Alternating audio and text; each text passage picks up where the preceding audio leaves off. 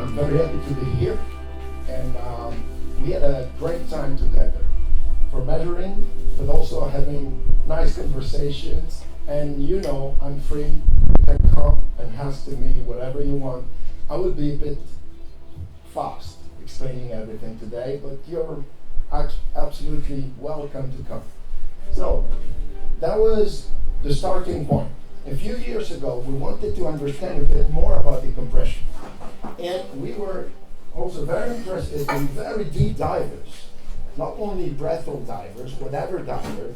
And actually, we were interested in understanding how the bubbles will increase or decrease during a full week of diving. And we called that first experiment the apocalyptic. Why apocalyptic? Because we were stuck on the boat during the COVID. So we said, why don't we do research, right? And we had the chance to have everything on board, and we could do it. So I don't think I need to say, this is a disclaimer. What I'm telling here is just my own point of view. But most, if not all of what I'm telling you, is published in scientific journals, mostly by myself. So I think I know what's straight in, okay? But nevertheless, let's start with it. Let's start with decompression. But those are the first results of what you already did in the last 2-3 days. We see that there is a little fatigue going on after your dive, which is actually not a problem. That's perceived fatigue. Some of you are reducing their fatigue level, but a good percentage is increasing the fatigue level. That doesn't mean a lot. It means that you did some physical activity, which is okay. When we look at the B-lines, long ultrasound scores, we can see that there is a trend that we already seen with divers.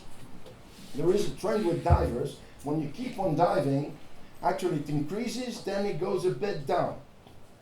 Now we need more data to make sure that it's the same thing with breath-hold divers. But nevertheless, we already have this kind of trend with even deep divers with high oxygen levels, which can be more harmful for the lungs. So that's the idea for us. Now let's go on. What I will explain is a part of this paper that has just been submitted by the three of us on what we learn about decompression disease in the last 20 or 30 years. It has been submitted to undersea hyperbaric medicine, and it's 140 pages. So it's a chapter, actually. And it will be a special issue of that journal that will be available, because we needed to do something, because everyone has his own opinion on decompression disease. So we tried to put everything together, which was not that easy, but it's okay, we made it. You want to see bubbles? Those are bubbles. Those are decompression bubbles. A lot of them, a lot. Absolutely no symptoms, right? Absolutely no symptoms. And if you look what this guy did, actually it's absolutely on the safe side of diving, according to the rules. I can show you another one. This is absolutely full with bubbles. One dive, just one dive, 105 meters with rebreathers, in cold water and so on, but again, absolutely no symptoms, okay? Now, this is very interesting. Look at that one. A lot of bubbles, even bubbles on the left side. The right side of the art is on the left side of the picture, right? It's reversed. So you can see bubbles even going on the left side. Again, a lot of bubbles, absolutely no symptoms. And I can tell you, this guy is a cardiologist. So we did a lot of scanning because he wanted to make sure, really? I have so many bubbles, no symptoms? Of course. You see? Now, let's go a bit further. This is one case of cerebral DCS, okay? This is a kind of DCS that you find with breath-hold divers. Let's look what happens. Okay, sorry. This guy, dorsal pain, extreme fatigue, actually cannot stand, cannot really speak, right? This is clearly on the brain side, right? And when you look at the dive, was absolutely not a complicated dive. So now look at the bubbles. There are not that many, right? And this is why the guy was on the boat with symptoms, could not walk and so on and so on. So not that many bubbles, but big symptoms, right? Now, you can even hear it then if you want. There it goes.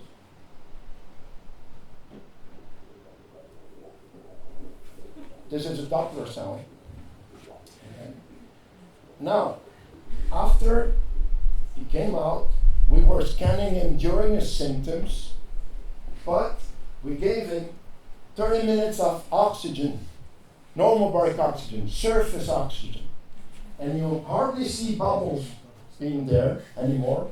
30 minutes, no symptoms were there. Everything went out, but still, he went to the chamber. So very efficient, cerebral DCS is responding very fast to oxygen. Now, a lot of you have been considering shunting, which is actually something that can be a bit encouraged with breathal diving, but nevertheless, there are several ways of shunting, not just one or two. Normally, everyone is speaking about shunting from the right side of the heart to the left side of the heart with PFO, right? You've heard about that. But it's not the only one. You can shunt with your pulmonary system. You can shunt little particles without even needing bubbles to be shunted. Those particles can also help, let's say, or produce some other bubbles. That's nice. Okay. Oh, that's connection. You want me to go there? Please, yes. Well, I cannot. I'm supposed to be. All right. I will check.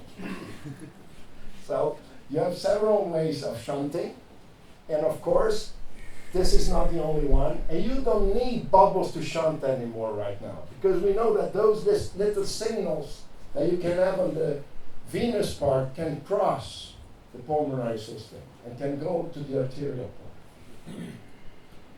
But if really a DCS will come, or the event of DCS eventually can come, imagine, bubbles are going through the heart.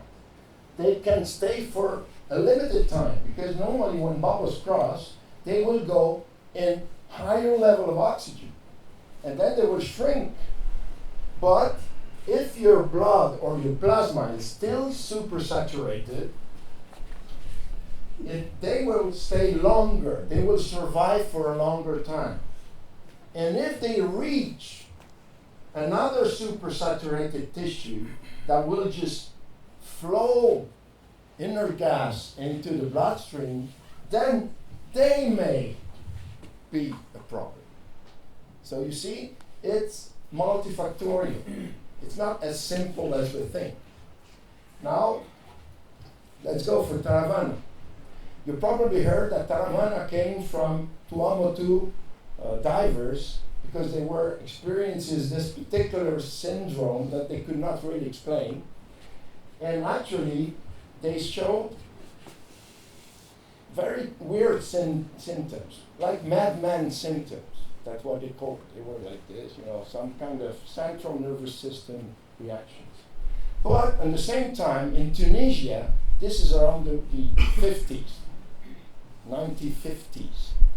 And in Tunisia, other breathal divers were doing almost the same kind of diving, but without symptoms.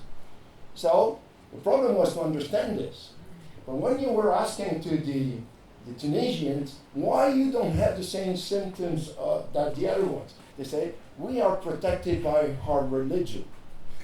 And actually it was true, because they were praying after each dive. They were praying for several minutes. So they were giving enough surface interval to reduce supersaturation. So I used to say that this is the first scientific evidence of benefits of religion. But at least it's good to know. Those are bubbles after breath-hold diving. Can we take a picture, video? We Is can, okay? we can. Thank you. So those are bubbles after breath-hold diving. We hardly find bubbles with free diving as you did. We find nice bubbles like this with spearfish divers. They are doing a lot of dives. They stay not that much on surface. This guy went 8 times at 42 meters in a very short time, right? So, but they stay there. They're looking for fishes, you know. They're not always where we wait for them, so they have to find them, right? So those are very good guys to produce bubbles. The funny thing about it means that your procedures, what we saw until now, are good not to produce bubbles. There are other procedures that you can change for other things, but for bubbles, they're safe. Okay? Now, this is a very nice paper just published 3 weeks ago. And that's a funny thing because in this case, we are pretty sure it was bubble related. Okay? With very nice symptoms. Unconscious. It was evacuated by helicopter under oxygen. Mellor. Sorry? Dave Mellor. Well, maybe. And then at the end of the story, he had normal pupillar reflexes on arrival on the spot. And that higher function, they were still impaired with temporal disorientation, impaired immediate memory, and so on. It means cerebral hit, right? What we have with this guy, we have the profiles, the exact profiles. 42 meters, fast descent, fast ascent, maximum ascent speed, 180 meters per minute, with a scooter, of course. And the funny thing about this, we not only have the schedule of the diving, we have the footage, because he was doing some video recording. So that's what it did.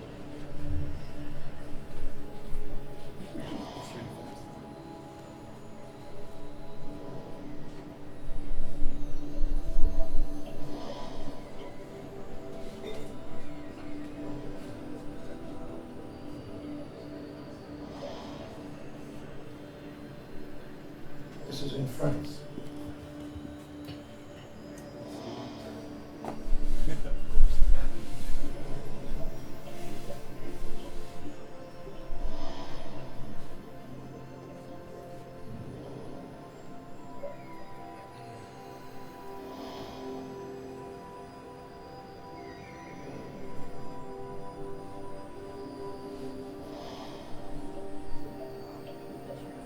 See?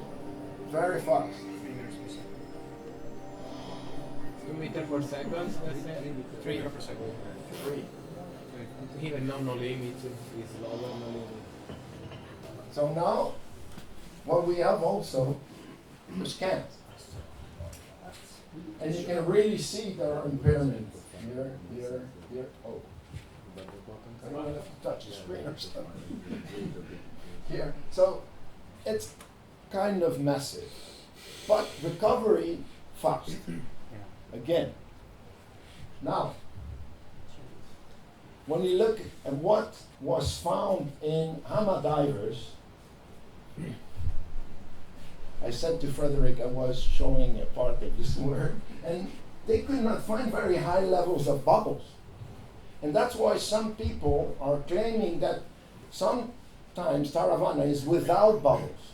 So they're not claiming it's really related to supersaturation, but some kind of ictus or some kind of TIA, transient ischemic attack.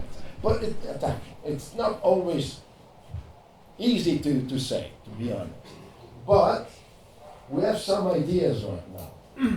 We know that during underwater activity, whatever underwater activity, you increase your oxygen level for a limited period of time, which is actually what you do also during your physical activity. You increase oxidative stress.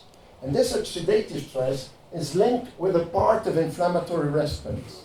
You know that when you do high-intensity sports, you have an inflammatory response that can stay up to 72 hours. So it's a long-term reaction.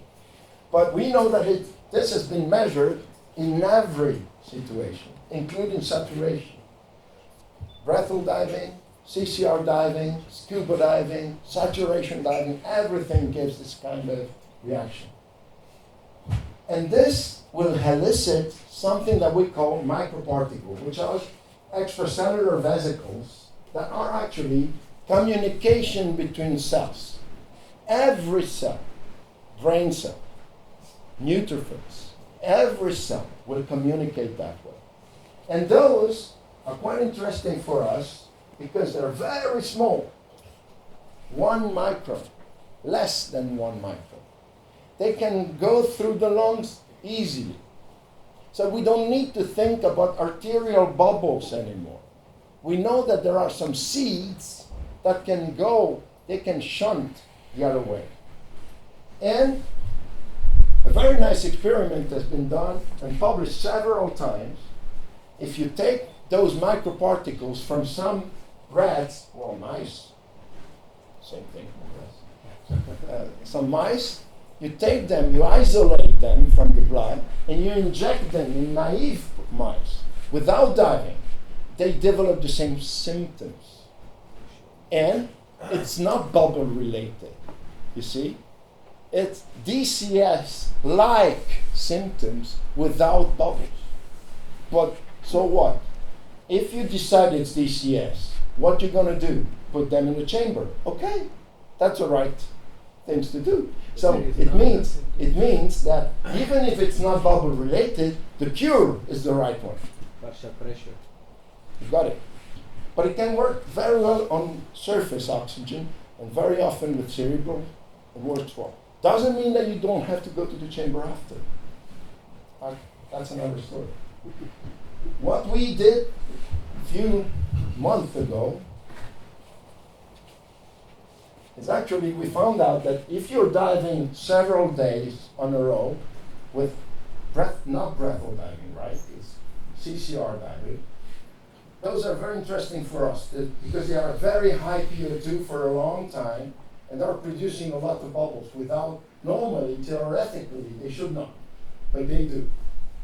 And we found out that the bubbles are increasing the first 2 days, and then they are going down, even if saturation is increasing, because they go deeper and deeper and deeper. So supersaturation is not always directly related to bubbles. It means that you need seeds to produce those bubbles. We call them micronuclei. And those micronuclei, you can get rid of them during physical activity, during repetitive dives, but at one point, you do another dive, then you increase bubble again, the same level at the beginning. Why so? Because we understood that this inflammatory state, repetitive inflammatory state, without sufficient recovery, it's the same thing that we know about overtraining. We're not talking about overtraining anymore. We're talking about non-recovery syndrome, which is a bit different.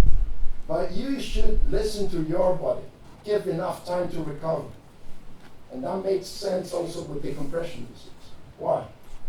We understand, it's a complicated one, but I can do it simple. We have those first generation micronuclei that can elicit the first bubbles that you produce. During your several days of diving, you will get rid of those micronuclei. You already consumed them somehow. You depleted them. But then, inflammatory response is building up. And when you have built up this inflammatory response for sufficient time, those microparticles are produced, and then they can be filled with gas. So you have microparticle shunting, staying in your bloodstream for several days. And if you build up gas without bubble production, gas is enough, you can build up those microparticles to enlarge. Okay? So inflammatory states with supersaturation can increase DCS risk. It's not finished. It's a kind of adaptation in somehow of the body, but in a different way of Adaptation is physiological reaction. Here is depletion. yes, it's removing. That's right. It's not exactly the same thing, but I understand. Yeah, okay. Yes. In this case, we also published a paper 2019. It's for free in the internet. You can find it easily.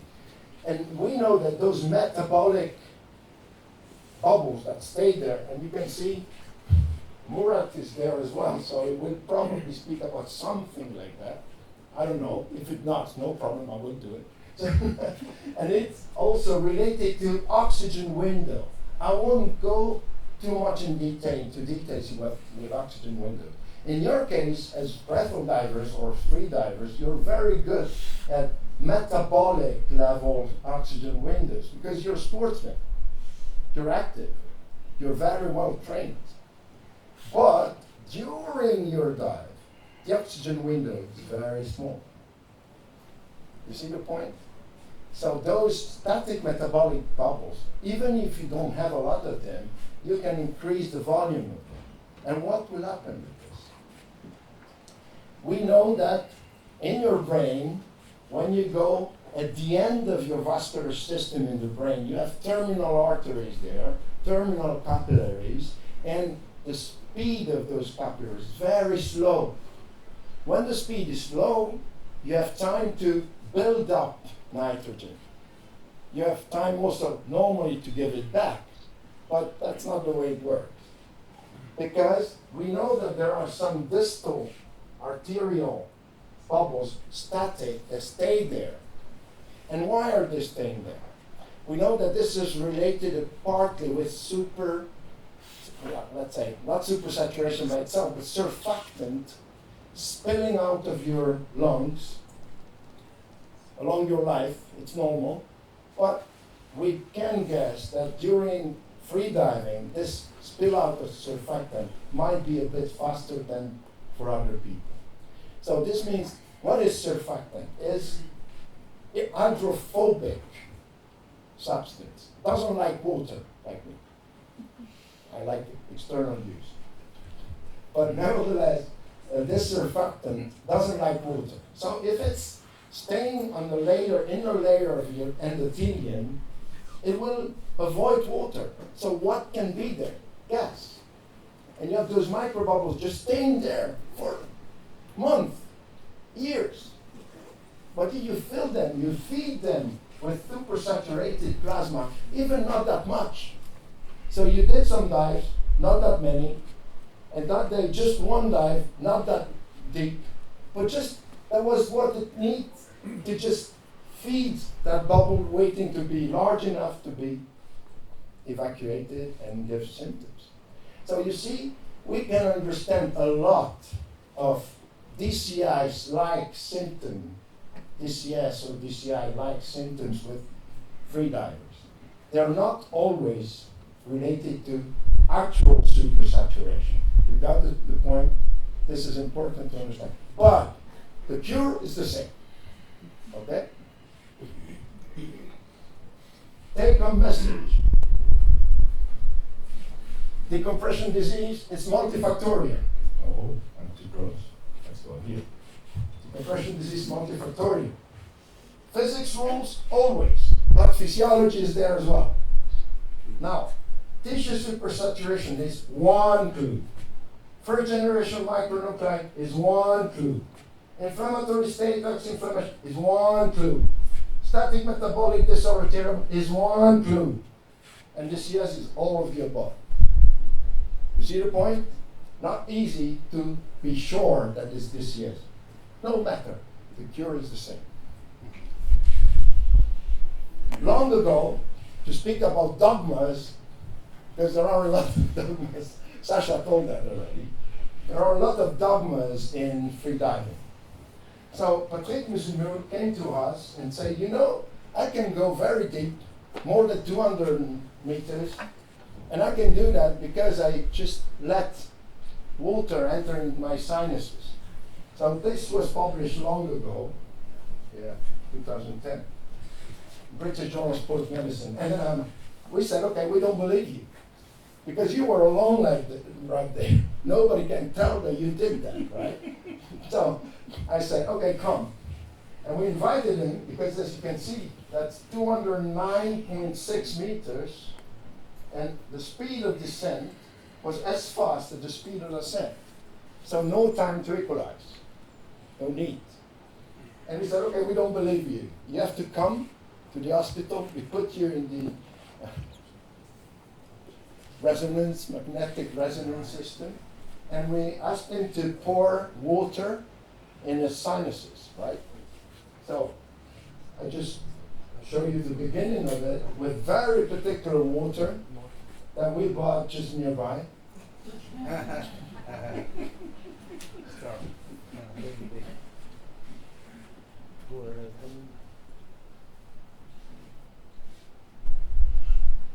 And he was moving a lot his jaw to let it enter, because he said there is no compression of the air of my sinuses, so it's not easy to pour it in. So at the end, we found out that the sinuses were very well filled with water, but even more than that. So this is the auditory nerve. This is the inner ear that you can find here. And the water here is in mastoid cells. So if you fill your mastoid cells, it means that you fill your tube. So we say, okay, we believe you now. But we were, as usually, focusing a bit too much, you know. Very often we see the problem and we have a direct answer. You see the problem here? Well, I see two problems. One is the box, the other one is the thumb, because the thumb is not the right position. So two problems already. Look if you see another one. Another thumb. Maybe. A major thumb. Energy, violence, stress.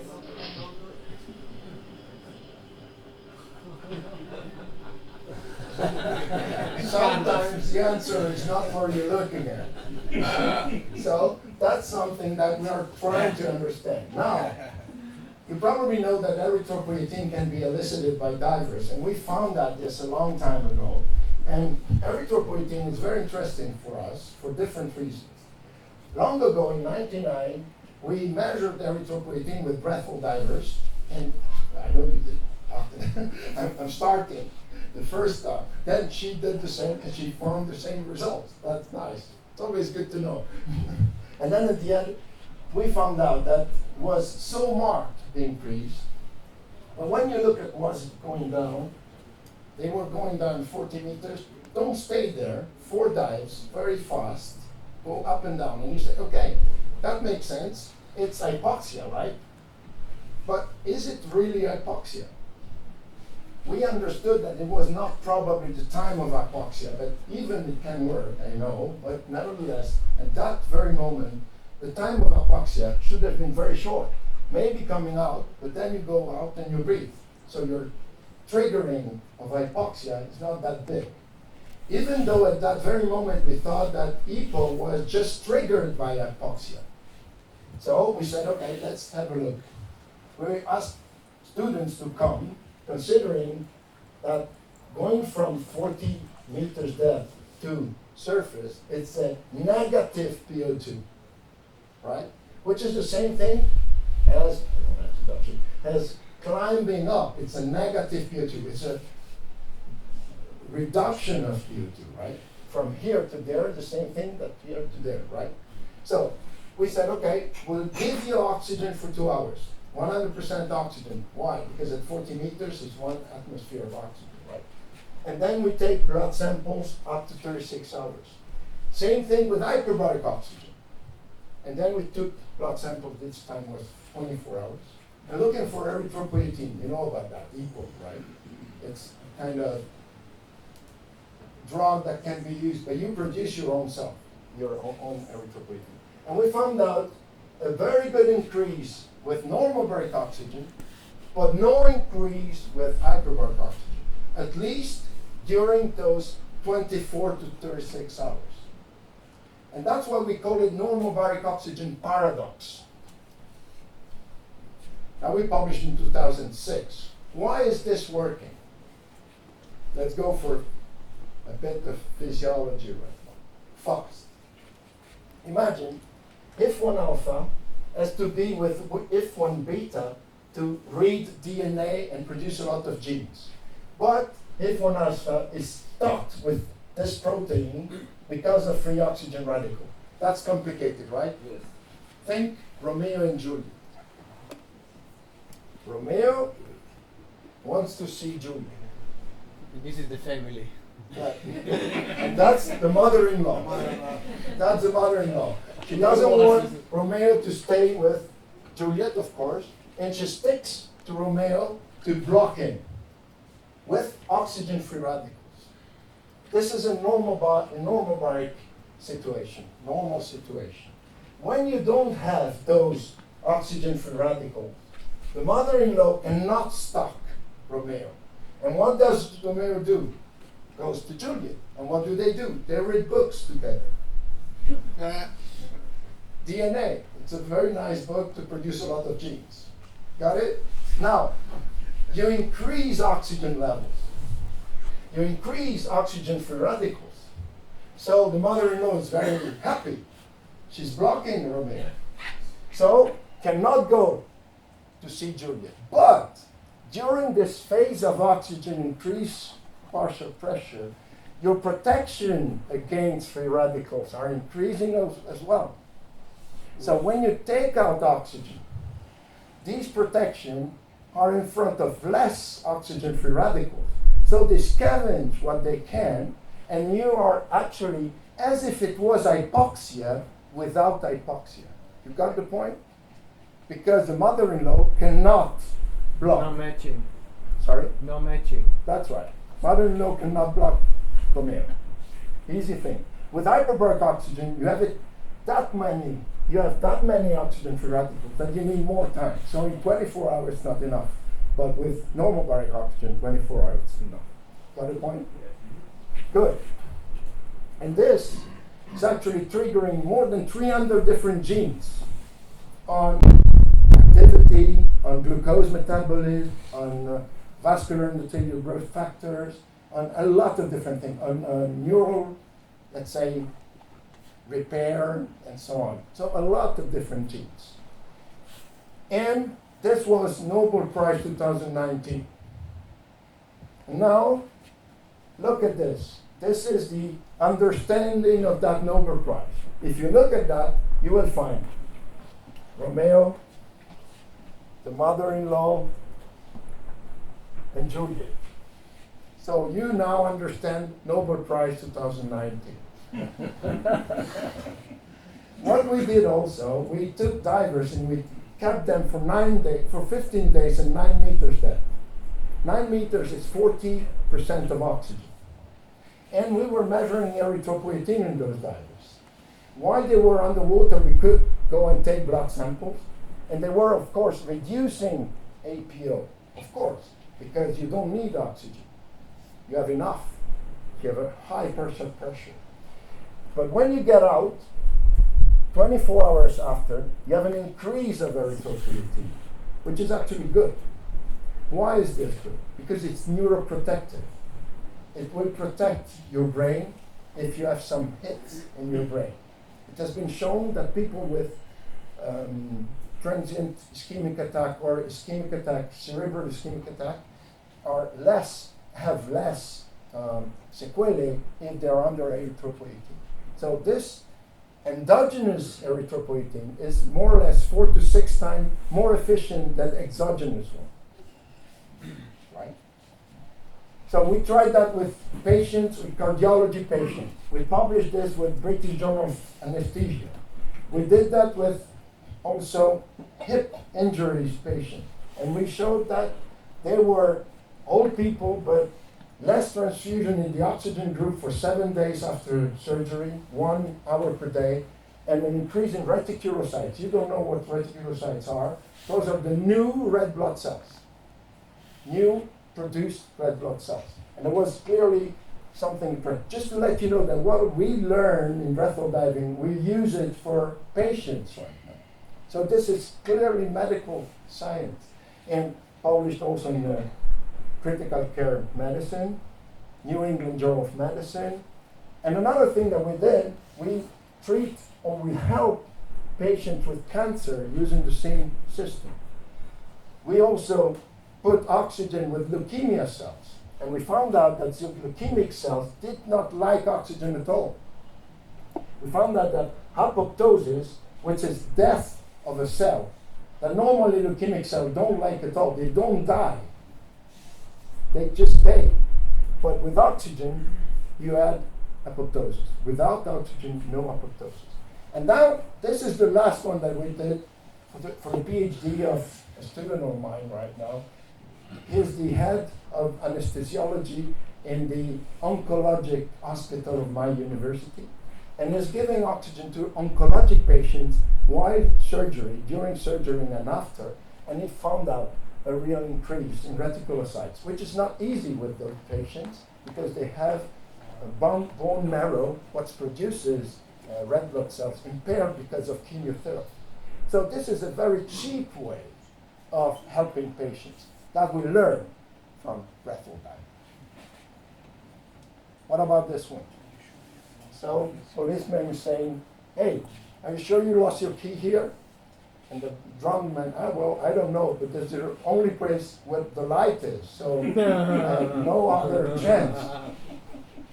Now, this is my last question. I'm done more or less. Is this a sunrise or a dusk? Sundowning or whatever you want. You cannot say, to be honest. You cannot say. The same colors. The only thing you need is your watch to what's going on. But for me, it's a sundown. For you, I hope it's sunrise because you understand a bit more about decompression and about what we can do with breath-hold diving, even for patients. And thank you very much. Bravo.